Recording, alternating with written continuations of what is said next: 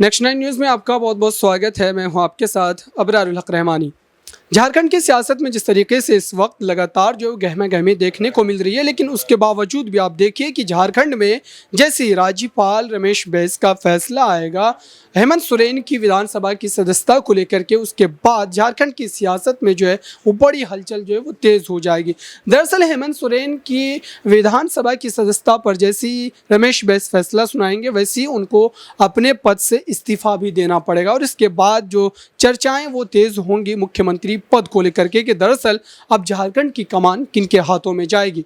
उसके बाद अब देखिए कि लगातार जो ये खबरें चर्चा में हैं कि दरअसल हेमंत सोरेन अपनी पत्नी कल्पना सोरेन को झारखंड की कमान सौंप सकते हैं। इस तरीके का खेल आपको बिहार की राजनीति में भी देखने को मिला था। दरअसल वहाँ पर जब लालू प्रसाद यादव को चारे घोटाले के मामले में जेल की सज़ा हुई थी, उसके बाद उन्होंने तुरंत अपनी पत्नी राबड़ी देवी के हाथों में बिहार की सत्ता सौंप दी थी। लेकिन यहाँ पर खेल कुछ अलग होता नजर आ रहा है। दरअसल सीता सोरेन जो कि हेमंत सोरेन की भाभी है, उनकी दावेदारी भी यहाँ पर खुल करके सामने आ रही है, क्योंकि वो राजनीति में सक्रिय हैं और कल्पना सोरेन राजनीति से अलग थलग रहती हैं। ऐसे में सीता सोरेन की दावेदारी इसलिए मजबूत है क्योंकि वो जेएमएम से विधायक भी हैं और कई विधायक उनके समर्थन भी बोलते हुए नजर आ रहे हैं।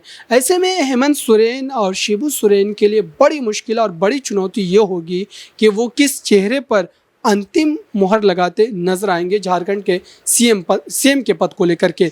दरअसल झारखंड में जो तमाम तरीके की रणनीति बीजेपी के द्वारा अपनाई गई और सरकार को अस्थिर करने का तमाम प्रयास किया गया, लेकिन उसके बावजूद भी हेमंत सोरेन ने बेहतरीन तरीके से झारखंड की विधानसभा में अपने बहुमत को साबित किया। लेकिन चुनौती अभी भी बरकरार है और देखने वाली बात ये होगी कि हेमंत सोरेन दरअसल इस चुनौती से किस तरीके से उभर पाते हैं और बीजेपी के चुनौती और रणनीति के सामने क्या हेमंत सोरेन अपनी उस राजनीतिक सूझबूझ का इस्तेमाल करते हुए अपनी सत्ता को बचा पाएंगे, या फिर से एक बार बीजेपी अपनी उस तमाम जोड़ तोड़ की राजनीति में सफल होती नजर आएगी। इस खास रिपोर्ट में इतना ही। देखते रहिए ताज़ा तरीन खबरों के लिए नेक्स्ट 9 न्यूज़ को।